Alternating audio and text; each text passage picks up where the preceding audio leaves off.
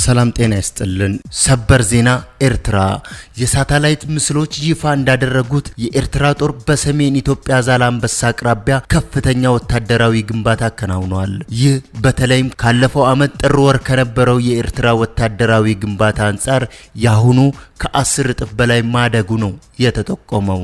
ሙሉ መረጃውን በቀጣይ ቪዲዮ ይዘን ቀርባለን። አሁን ወደ ሌሎች ዜናዎች እንሂድ።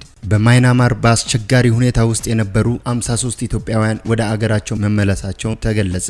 መንግስት በማይናማር በአስቸጋሪ ሁኔታ ውስጥ የነበሩ ታይላንድ ወታደራዊ ካምፕ ተጠልለው የነበሩ 53 ኢትዮጵያውያን ወደ አገራቸው እንዲመለሱ ማድረጉ አስታወቀ። ትላንት መጋቢት 7 2017 ዓ.ም 23 ዜጎች እንዲሁም ዛሬ መጋቢት 8 2017 30 ዜጎች በአጠቃላይ በካምፑ የነበሩ 53 ዜጎች እንዲመለሱ ማድረግ መቻሉን ገልጿል። ወደ አገራችን እንዲመለሱ የተደረጉት ኢትዮጵያውያን ከማይናማር እገታ ወጥተው ታይላንድ ወታደራዊ ካምፕ የነበሩ መሆናቸውን ጠቁመዋል። ኢትዮጵያውያኑ ወደ ሀገራቸው እንዲመለሱ የተደረገው ከኢትዮጵያ አየር መንገድ ጋር በመተባበርና በአካባቢው ከሚገኙ መንግስታዊ ያልሆኑ ድርጅቶች ጋር በመነጋገር መሆኑን አስታውቋል። እስካሁን ከማይናማር እገታ ወጥተው ታይላንድ ወታደራዊ ካምፕ የነበሩ በመጀመሪያውና በሁለተኛው ዙር በጠቅላላው 130 ዜጎች ወደ ሀገራቸው መመለስ መቻሉን ከውጭ ጉዳይ ሚኒስቴር ያገኘነው ዘገባ ያመለክታል። ይህስ ይባላል አሜሪካ ሀገር የሚኖር ገና የ10 ዓመት ታዳጊ ነበር። እንደዚህ ልጅ ሞት የሚያሳዝን ምንም የለም። ከቀናት በፊት በሰይፉ ኢቢኤስ ላይቭ መቄዶንያ ገቢ ማሰባሰቢያ ፕሮግራም ላይ ደውሎ ሰይፉን ማናገር ፈልጋለሁ ብሎ ነበር። ለመቄዶንያ $100 እንደሚለግስ ቃል የገባው። ነገር ግን ብዙ ተስፋና ብዙ ህልም የነበረው ይህ ታዳጊ ልጅ ወዲያው ድንገተኛ ህመም ገጥሞት በሐኪም ሲረዳ ቆይቶ ከዚህ ዓለም ተሰናበተ። ጤነኛ የነበረ ልጅ ጨዋታ ያልጠገበ ደግነቱ፣ ቅንነቱ፣ ቀናነቱን በቪዲዮ አይተነው ነበር። አሁን ሞተ ሲባል እንኳን ለወላጅ በቪዲዮ ላይ የነው ለኛም እንኳን ማመን ነው ያቃተን። ለቤተሰቡ መጽናናትን እንመኛለን።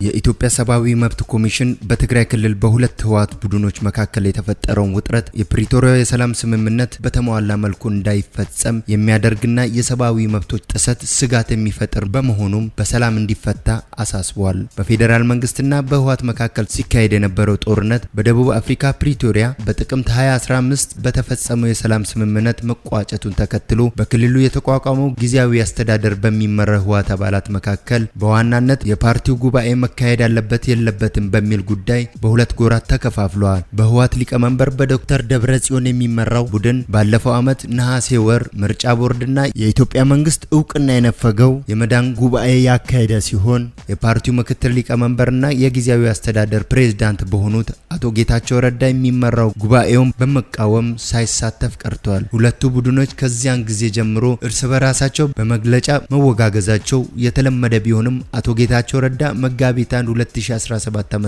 በሶስት የትግራይ ከፍተኛ ወታደራዊ አመራሮች ላይ እግድ ከጣሉ በኋላ ውጥረቱ ከፍተኛ ደረጃ ላይ ደርሷል ብለዋል። ኢሰማኮ በመግለጫው አቶ ጌታቸው እግድ ከጣሉ በኋላ የህወሓት ተወካይ መሆናቸውን የሚገልጹ አካላት በተለያዩ የክልል አካባቢዎች የጊዜያዊ አስተዳደሩን የመንግስት ተቋማት ለመቆጣጠር እንቅስቃሴ ማድረጋቸውን ተከትሎ ከክልሉ ነዋሪዎች ዕለታዊ እንቅስቃሴ ባሻገር በሰዎች ሰብአዊ መብት ላይ አደጋና ስጋት ፈጥሯል ብለዋል። ኢሰማኮ እግዱን ተከትሎ በተነሳው ግርግር በክልሉ ሰዎች መቆሰላቸውን፣ መታሰራቸውንና በመቀሌና በአዲግራት የአስተዳዳሪዎች ቅየራ መደረጉን ጠቁመዋል። አቶ ጌታቸው ከቀናት በፊት በአዲስ አበባ በሰጡት መግለጫ ስልጣን መጨበጥ የፈለገ አንድ ቡድን ክልሉን ወደ ትርምስ እያስገባ ነው ሲሉ በዶክተር ደብረጽዮን የሚመራውን የህወሓት ቡድንን መክሰሳቸው ይታወሳል። አቶ ጌታቸው በዚህ መግለጫቸው ጥቂት ትግራይ የፖለቲካና ወታደራዊ አመራሮች ከኤርትራ መንግስት ጋር ግንኙነት አላቸው፣ የኤርትራ መንግስትም በክልሉ ከተፈጠረው ክፍፍልና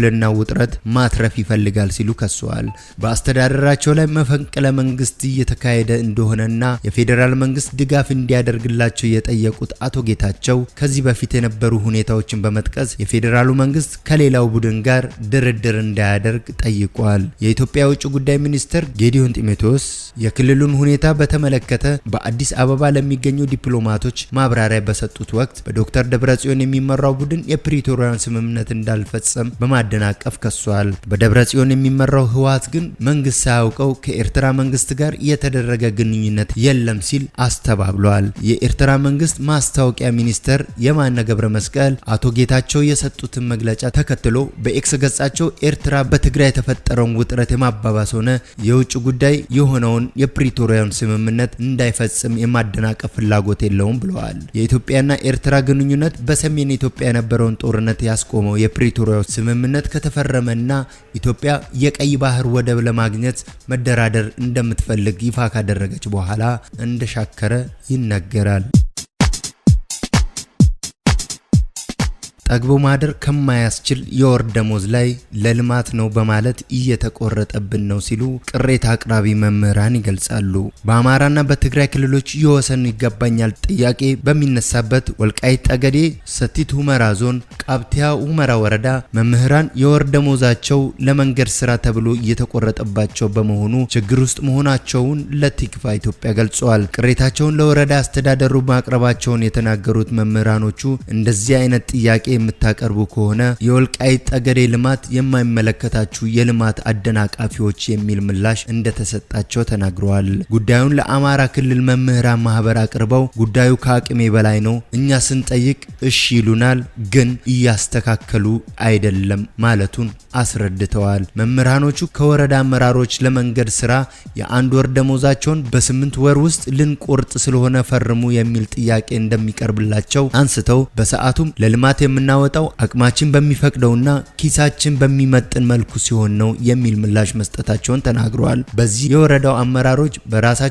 ተነሳሽነት በ8 ወር ደሞዛቸው በየወሩ 12.5 በመቶ እንዲቀነስ ተደርጎ እየተቀነሰ ነው ሲሉም ቅሬታቸውን አቀርበዋል። ስሙ እንዲገለጽ ያልፈለገው አንድ መምህር ከጥር ወር ጀምሮ ያለ አቅማቸው የወር ደሞዛቸው እየተቆረጠ መሆኑን አረጋግጠዋል። ጠግቦ ማደር ከማይሰለች የወር ደሞዝ ላይ ለልማት ነው በማለት እየቆረጡብን ነው። ቅሬታ ስናቀርብም ልማት አደናቃፊዎች እየተባልን ነው። ህይወታችን አደጋ ላይ ወድቋል ሲል አስረድቷል። ባቀረቡት ጥያቄ መሰረት የዞኑ ትምህርት መምሪያ ከዚህ በኋላ አይቆረጥም፣ አሁን ለተቆረጠባችሁም ምላሽ እንዲሰጧችሁ ለወረዳ አመራሮች ነግረናቸዋል የሚል ምላሽ ቢሰጣቸውም የካቲት ወር ደሞዛቸው በድጋሚ መቆረጡን መምህራኖቹ ተናግረዋል።